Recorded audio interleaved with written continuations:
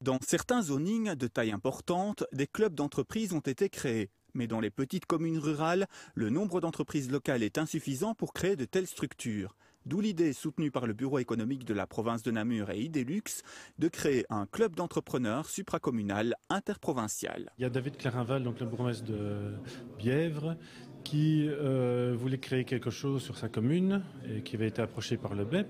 Et ensemble, ils ont vite compris que le bassin de vie réel dépassait la limite de la province. Et donc là, Jean-Claude Sauvage du BEP m'a directement contacté. On a déjà une très bonne relation entre nous et on collabore déjà depuis de longues années via des programmes européens Interreg. Et donc là, nous avons sauté sur l'occasion pour créer quelque chose ensemble. Auparavant, moi-même, j'avais essayé de créer un club d'entreprise à Ouélin, mais le parc d'activité est vraiment très petit. Et donc là, il n'y a pas un potentiel suffisant d'entreprise. Donc quand Jean-Claude est venu me voir, directement, on a sauté sur l'occasion. Porté par un groupe de 14 entrepreneurs et constitué en ASBL, le club des deux provinces couvre 11 communes. Pour le Luxembourg sont concernées les entités de Bertry, Bouillon, Daverdis, Libin, Palisol, Tellin et Ouélin.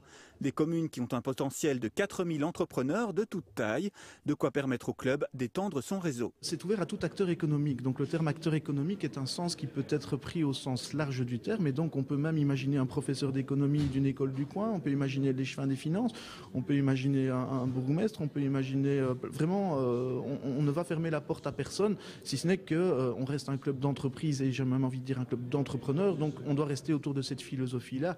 Mais même un starter ou une personne qui serait sans emploi ou qui souhaiterait créer sa propre entreprise est évidemment la bienvenue, puisqu'aujourd'hui je crois que le meilleur moyen d'avancer, de s'en sortir, c'est parfois de créer son propre emploi. Donc allons-y.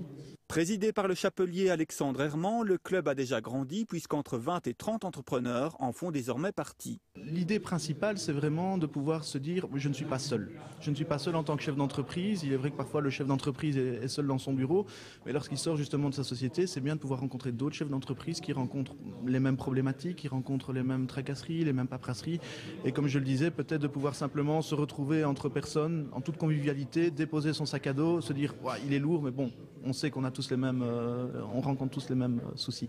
Le groupement se réunira 4 à 5 fois par an autour d'activités telles que conférences, formations, colloques, visites d'entreprises, des moments qui se voudront conviviaux. Un premier rendez-vous est fixé au 22 mars à l'Eurospace Center. C'est à cette occasion que le club sera officiellement porté sur les fonds baptismaux.